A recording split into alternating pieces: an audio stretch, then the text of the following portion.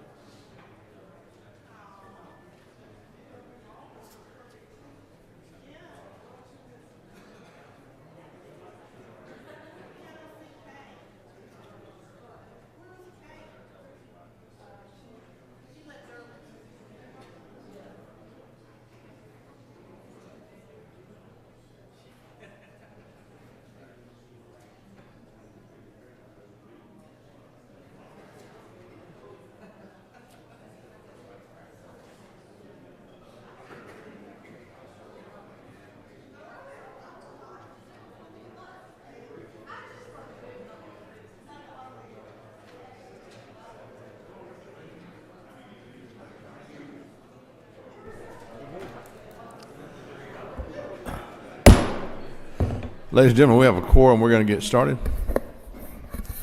Good morning, everybody. We're going to, first of all, call up House Bill 31, the General Appropriations Act for the FY 2020 budget. Let me just acknowledge first the subcommittee chairs of appropriation and the members of the different committees who worked hard to produce this budget, this balanced budget. That's no small feat. As you all know, you've sat in the room and tried to work towards balancing it as we take the committee reports and then try to balance it. one of the key differences, this is more information than some of you want, but one of the differences, and I think there's a lack of understanding sometimes between the House process and the Senate process. The way the House does it, and it works well for them, but they basically will work out a budget kind of informally, and then in the end, the subcommittee's report becomes the budget, but that comes after they've balanced. That they are then allocated whatever they're given to report on, and they based on their earlier reports, and then they pass a report. So their report, in fact, becomes their budget. So when someone has something in their budget, it's a final result. In the Senate, though, our subcommittee process is a little bit different. It's a little bit more of a bottoms-up process in that the subcommittees meet, listen to agencies, and frankly, we don't require subcommittees to balance either. We give our subcommittees the authority to accept the House changes they like, the governor's results they like, make changes they like, come up with new initiatives. Then when we get together as a Green Door Committee, we sift all that out and we balance, and that's when the changes happen sometimes. I know sometimes people believe because they've got it into a subcommittee report that it's in, but it is into to that point, but it's not in the final step because we haven't balanced yet. So, it's just two different processes, and I don't want to belabor the point, but it occurred to me in the last day or two that there is a difference, and that maybe sometimes it might be good to explain that.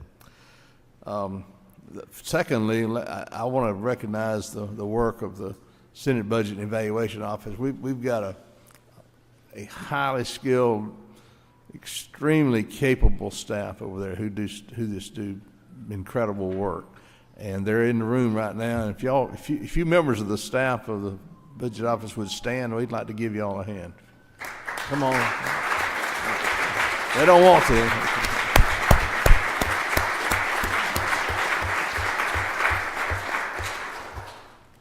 There are a lot of long hours involved in producing this budget. The FY 2020 general budget is based on a growth rate of 2.3% state fund growth and equals $27.5 billion. Budget includes appropriations of $1.9 billion in motor fuel taxes and fees and $1.249 billion in lottery funds for pre-K Hope grants and a Hope Scholarship. First of all, we need to understand that throughout this budget, there are many, many items that we agree with the governor and the House, and we probably won't discuss many of those. Those won't show up on a differences sheet, and that's a good thing. That means that we've looked at it, and the House has looked at it, and the governor's made a proposal, and we've all agreed, and we've moved forward. So, to some extent, the items that we discuss many times are the ones that we have differences, or are new initiatives in the Senate, or differences in some changes from the House. Frankly, there aren't an awful lot of changes from the House. Sometimes it's just later data on calculating a formula, or just maybe a different view of when a starting point would be for a salary. In this budget, and I won't belabor this point, but as you look through the budget, you'll see in several places what we call statewide changes, and that is consistent comments or consistent line items that are all through the budget. And these, of course, the big one this year will be the pay raise for teachers and school personnel, and the pay increase for state employees. So through the budget, you'll see an item on either the pay raise, and it may read merit-based pay, or it may read a salary increase for teachers as well. You'll also see you'll see that entry in any of the departments with teaching missions and other agencies on the merit-based raises for state employees. Secondly, you'll see an adjustment to the employer rate of the teachers' retirement system from 20.90 to 21.14% for those agencies that are under TRS. There's actually a couple of others that include a reduction in the state health benefit plan, the employer's share of the contribution to the state health benefit plan, and DOAS, the administration of our self-insurance plans. And so you may see those entries. Those are what we call statewide entries. I mentioned the teacher pay raise. That is the largest single item of new spending in the 2020 budget. The Senate's budget funds the full $3,000 raise for all certified teachers, including counselors and librarians, beginning in September, which is the way we've always done teacher pay raises, actually. If I were to characterize the Senate FY 2020 budget, I would say that it is a progressive budget and meets many of the human needs of our state and the citizens of our state, the human needs of the elderly, of children, and those in need. In behavioral health, the Senate has partially funded $500,000 for a crisis stabilization unit in Columbus. There are a number of areas in behavioral health where the Senate agreed with the House and the governor to make marked improvements in services. There's about $18.4 million appropriated for 8 additional forensic coordinator positions, 1 forensic integration home, and 5 additional forensic evaluator positions. Additionally, there's some $39.2 million appropriated for such services as annualizing the cost of behavioral health crisis centers, crisis bed capacity, and for mental health consumers to comply with the DOJ settlement agreement. We've appropriated $25,000 each to food pantries in Clayton and Gwinnett counties. The Senate's funded $513,000 to treat and serve medically fragile children in the Champions for Children program. In rural medical care, we funded a matching grant program for hospitals in counties of less than 35,000 population for upgrades to emergency rooms. The Senate also agreed with the House and added $500,000 for loan repayment awards for rural advanced practice registered nurses, physician assistants, physicians, and physicians. We continue to work on the shortage of physicians in the state and increase the number of residency slots to work to keep more trained doctors in Georgia.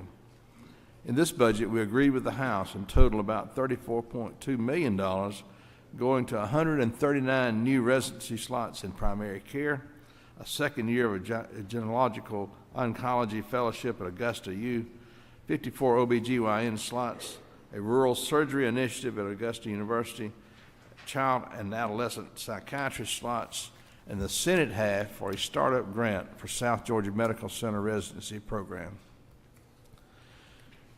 In Medicaid, there are 2 large items demonstrating the state's continuing commitment to that population.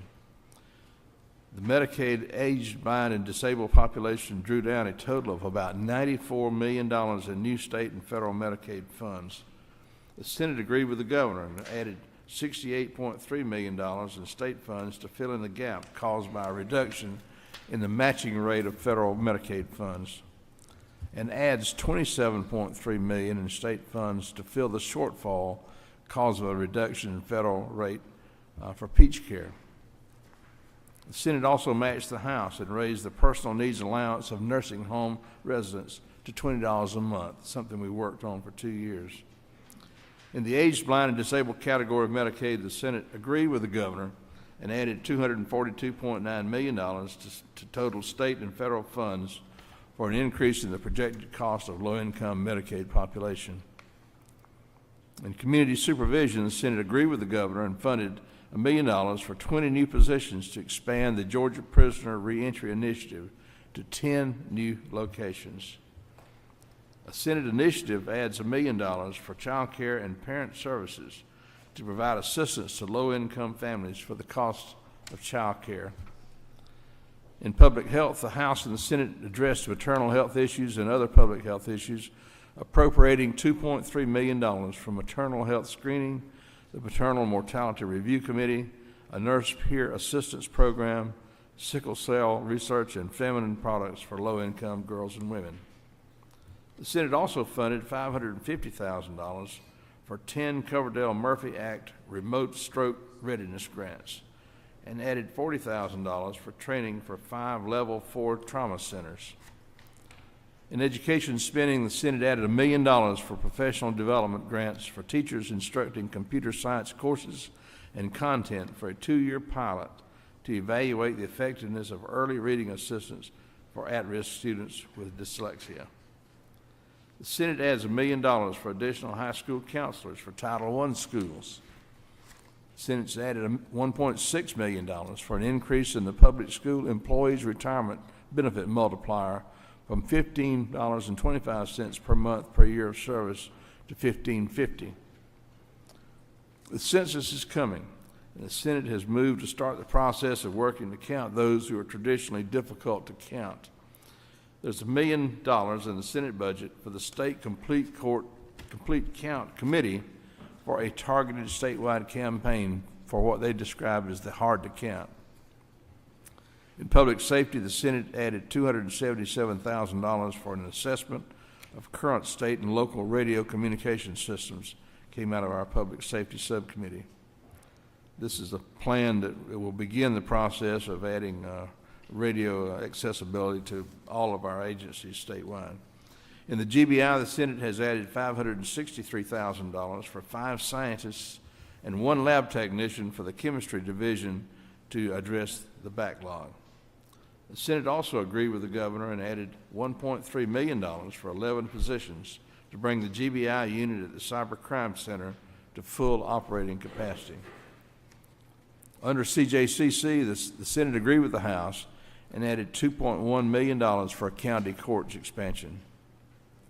In the Department of Law, the Senate added 4 positions and $201,000 to create a human trafficking unit starting January 1. Under the Department of Natural Resources, the Senate has appropriated $300,000 for a regional nature educational facility on the Chattahoochee River. And in DOT, the Senate added $1 million for airport aid. Those are a few of the highlights in this budget. As you look through there, I'm sure you'll have things that you're interested in. What we did, of course, is spend a lot of time responding to senators' requests. I obviously didn't touch on all of those in this presentation, but try to give you a flavor of what's in the budget as well. But at this time, Melody Debussy is here as well. We'd be happy, the subcommittee chairs are here. We'd be happy to try to answer any questions that you might have before we entertain a motion. Any questions? Pretty quiet out there. Everybody's still asleep. I'll move too fast. I don't want to cut off debate, but All right, we have a motion by Senator Tillery and a second by Senator Howard, I believe it was. Now, is there a discussion on that motion, or any further discussion, or still a question that anyone needs to ask? All right, since you're ready to vote, all in favor of passing out House Bill 30, the general budget for the 2020 fiscal year, please raise your hand.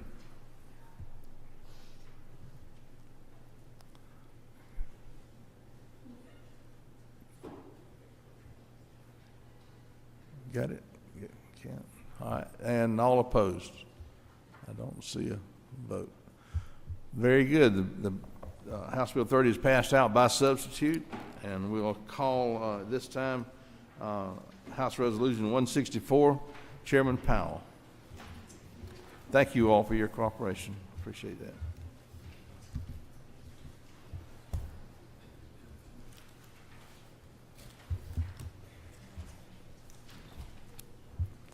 You'll find a sub in your folder, but Chairman Powell is going to speak to the underlying bill. Thank you, Mr. Chairman. I bring you House Resolution 164, which is a proposed constitutional amendment which will provide for a dedication of fees through statutory authority.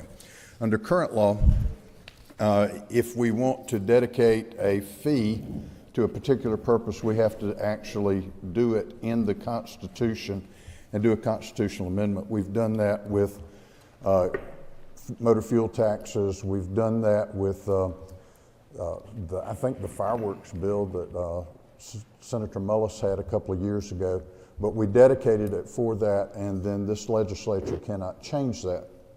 But we've also got some statutes that exist where we have tried to dedicate fees by statute.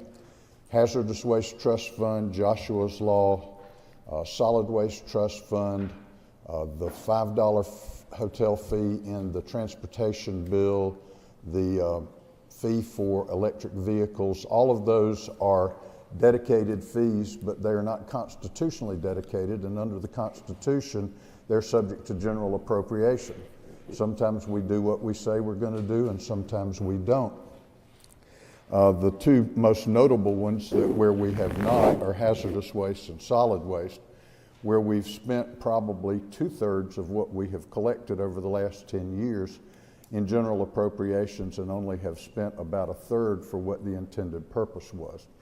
And I'm not being critical of that, because I understand that certainly during the Great Recession that might have been necessary for a short period of time. But the problem that we face is that we either have feast or famine. We either have a constitutional amendment where we absolutely dedicate it, but then it's very, very difficult to change if we need to change it, or we have a statute that we're not obligated to follow at all. And so what this proposed amendment does is a middle ground. It amends the Constitution to provide that this legislature can, by general statute, dedicate fees. But it's got a lot of restrictions in it. Number one, the dedication of fees cannot extend beyond 1% of the revenue of the state of Georgia, the state appropriated revenue. So if the budget is $26 billion, then the amount of the total dedication through all of these fees could not exceed $260 million. It also provides that in the event of a financial emergency like we had during the Great Recession, that upon a joint resolution of the House and the Senate and the declaration of financial emergency by the governor, that we can suspend it for up to 2 years, so that we do not dedicate fees and never come back and look at them again as to seeing whether this really is a good purpose or not. The constitutional provision requires that no fee dedication can extend beyond 10 years. In other words, they have to have a sunset of 10 years or less, and they have to be passed by a statute that refers specifically to that constitutional provision, and has to pass by a 2/3 majority in each house. So it's not something that we would undertake lightly. So anyway, that's basically what the constitutional provision does, and I'd be happy to answer any questions, Mr. Chairman. All right. Any questions on the underlying bill? I don't see. Here we got a couple. Here we go. Say it again.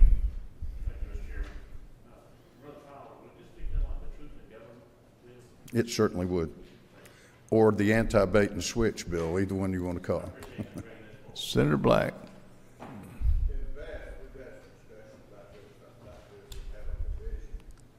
The money is not spent in this budget, then it will begin a rollback of that fee? Is this in there, or is it? No, as a matter of fact, and I'm glad you asked that question, Senator, the original bill that I dropped probably about 6 or 8 years ago had that provision in there. In other words, if we do not spend the money on what it is dedicated, then the fee is reduced to equal the amount of the appropriation. Number one, we attached that to the Solid Waste Trust Fund and Hazardous Waste Trust Fund renewal a couple of years ago. When the governor signed it, he said that in his signing declaration that he did not think that that was constitutional. I disagree, but anyway, the governor, so in the past years, that provision has been ignored, even though it now is in the law. And it is also in the law in the transportation bill, but it can be ignored as well if that is what the executive branch feels like is appropriate, unless somebody sues to determine the constitutionality of it. So because of the position that the governor took on the hazardous waste and solid waste renewal, where we had that rollback provision, that's why I pursued the constitutional provision that you have before you. Senator Ligon. Thank you, Mr. Chairman. I just wanted to clarify one thing. If we had to come in and temporarily suspend the dedication of funds to a particular program, that would require a majority vote, correct? Correct. But then if you're going in to change the underlying law that makes that dedication, does that require a 2/3 vote? That's correct. In other words, if we passed a law that said we are going to dedicate the $1 tire fee to recycling tires, and we passed it by a 2/3 majority, in a financial emergency, we could suspend that by 50% vote of both houses. But if we wanted to change it and say, well, you know, we've cleaned up all the tire dumps and we don't really want to do away with the fee, so we want to spend this money on recycling, we would have to come in and amend it with a 2/3 majority vote to do that, because otherwise, you know, it basically makes the law meaningless. Thank you. Thank you. Thank you, Mr. Chairman. I don't see any other questions. Thank you, sir. I'm going to talk a second about the committee sub that we have. There are a wide range of fees throughout state government, from fees that are charged by a number of agencies. I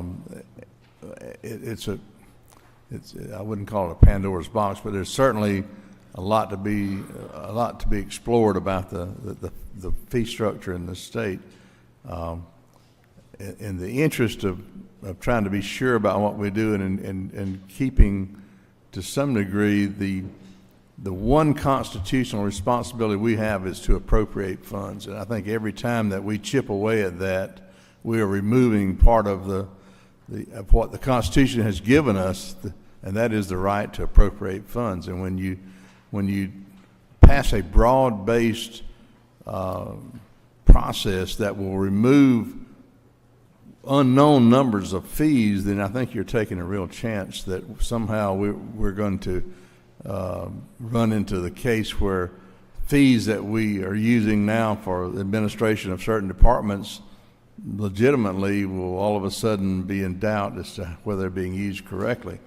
What the committee sub does is try to kind of more narrowly address what has been identified as the issue with local governments, and that's those fees, the tire fee and the hazardous waste fees that are collected in some cases locally, and to some degree they feel like that they should be returned that way. So what the committee sub does is very simply this: it takes those fees and it dedicates those fees, just as this constitutional amendment under the underlying bill does in a wider scale, but it narrowly focuses these fees and basically says that those will be dedicated to those purposes for which they were passed, and they're listed in the committee sub.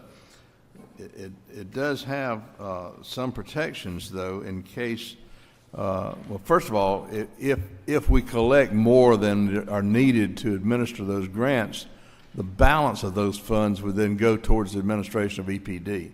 So it would stay in that area and be used for the administration of policies for clean water and air throughout the state, which is certainly a worthy use for both local and state governments as well. There's a little tighter control on what would happen if our economy turned down. This has a protection of if we had a 3-month, and it's very unusual if you think about it, to have a decline in state revenues for 3 months would be a definite trend.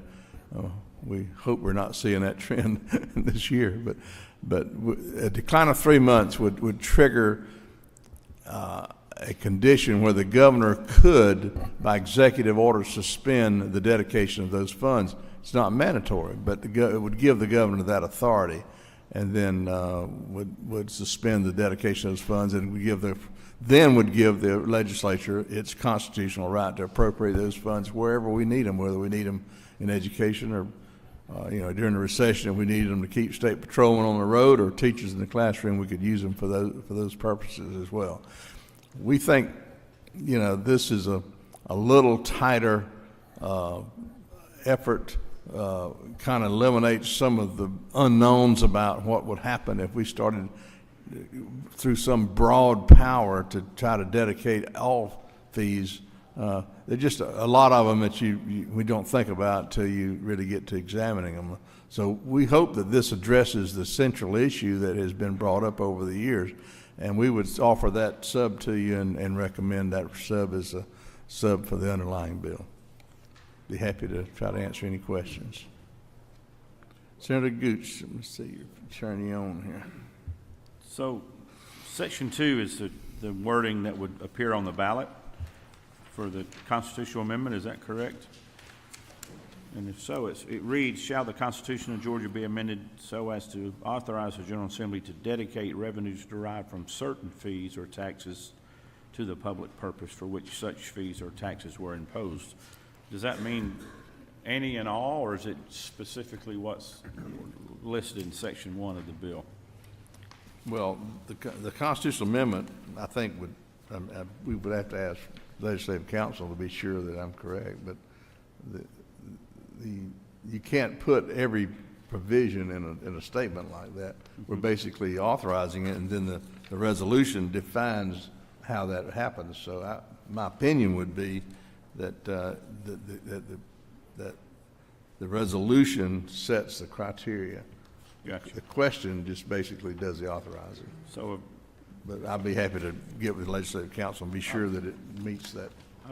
I've always heard people back home talk about how wordy or how crafty we word questions for constitutional amendments, and they're sometimes confused on what the question actually is. Yeah. I'm just wondering if this would be determined to be defined other than what we're saying here. I support the measure. I'm just trying to understand. I agree with you. I think that it should say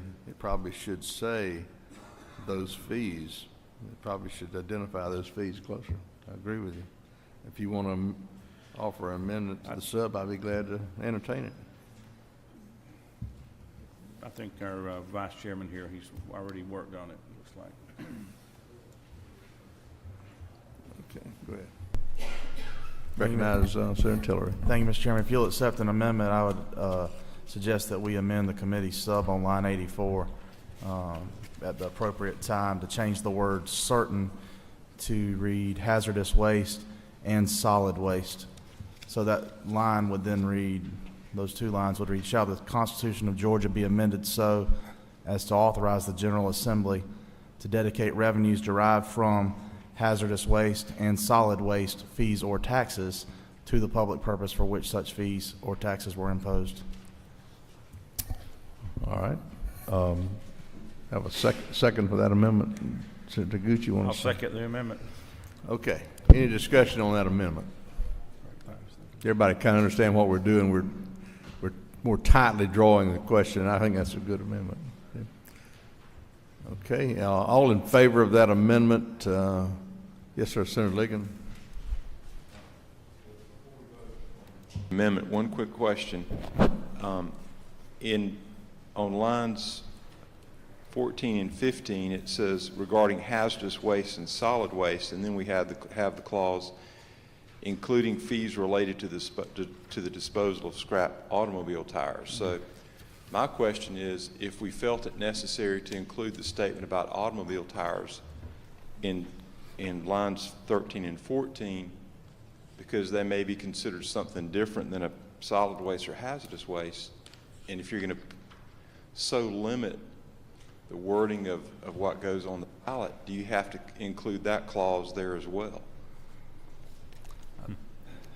We could certainly include. And that may be a question for legislative council, but I just don't want us to Yeah, I see cut that. out automobile tires if that's what we're going to do.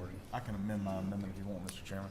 It's a good catch. It's like we have an amendment to the amendment, and hey, this is the way you do it. Give us a second. You ready? Just copy that. Include it.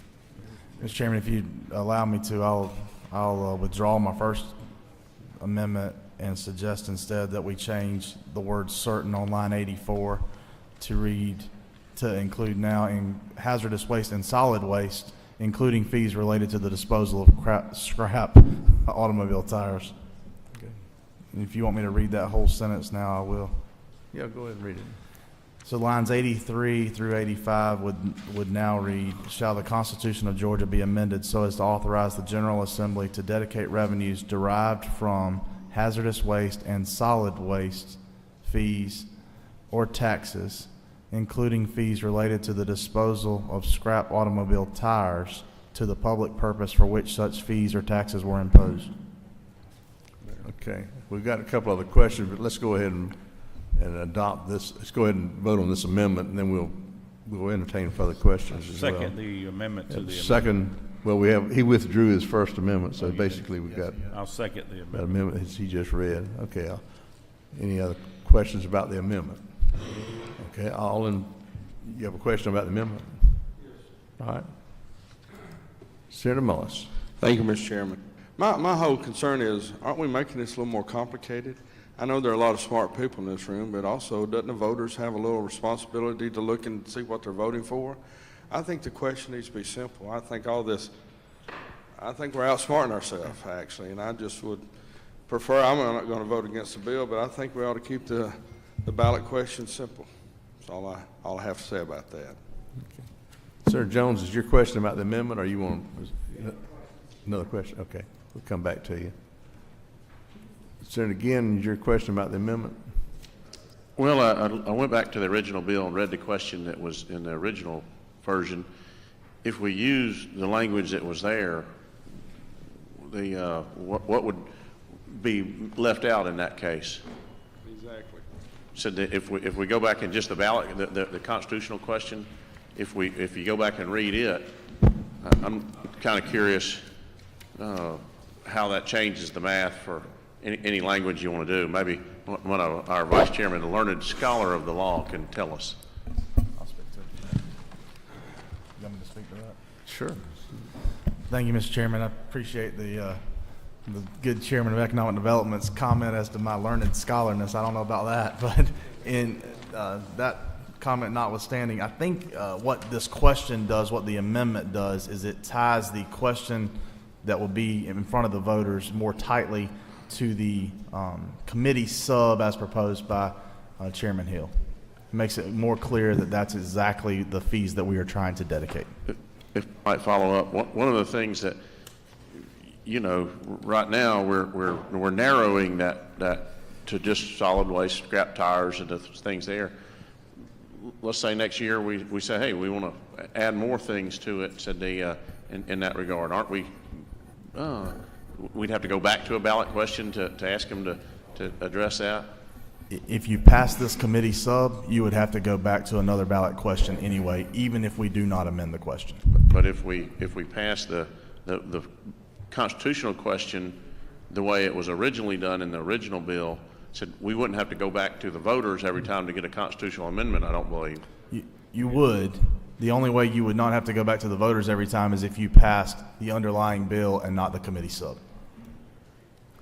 I think the point of the sub, to revisit my original comments, was that it was too broad to begin with, in my opinion, and we're trying to narrow it down so that we're sure of what we're doing as we move ahead and not opening up something that we don't, to your point, we don't know what all we're opening up. But in this case, we will know exactly what we're opening up, and that's a step the legislature takes with full knowledge.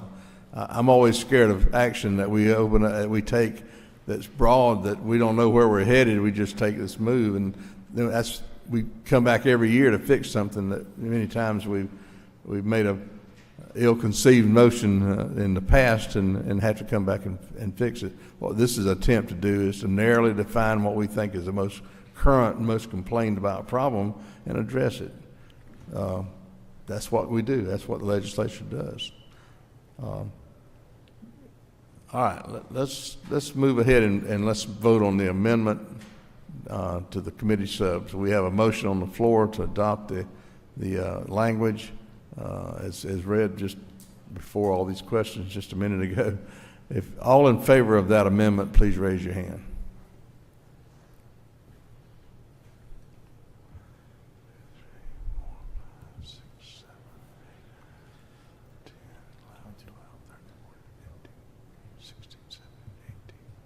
I see 19. You want to count?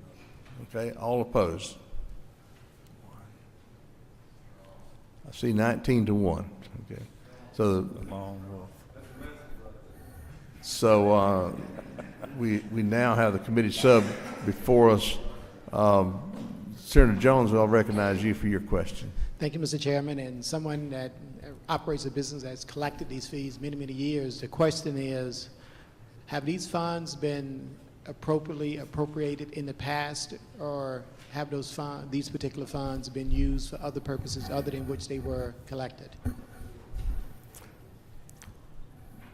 I'm told by the department that they have funded, they have a priority list, and they have funded everything that was on their priority list. I'm told by the department.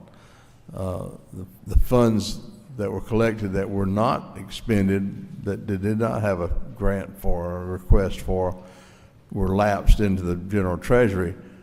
Of course, there's a gap of $70 million for EPD's budget that we appropriate. So there's an argument you could make that the difference between the amount that's been spent on grants and the amount that was left over has basically gone into that budget. You could make that argument through the appropriations process. But that is true that there has been more collected than there has been spent on those purposes for which they were originally passed. That's true, and that's the problem and the burr under the saddle of local governments. That's what's on their mind. But the ones most commonly criticized are these ones that we're addressing, and that was my attempt was to try to address that issue. So that's what this sub does, I hope. That was my intention anyway. Thank you, Mr. Chairman.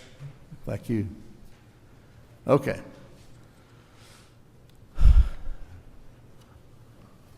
All in favor of the committee sub as we have just amended it, please raise your hands.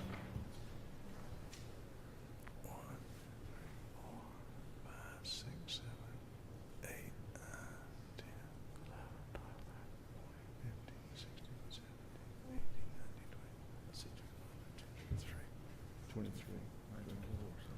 Okay, all opposed? I don't see an opposed, but not everybody voted. 24 votes were cast for it. So the committee sub is passed out. That's House Resolution 164 passes out of committee by sub. Thank you very much for your cooperation, and we're out of here, and we'll turn it over to Chairman Powell. Thank you.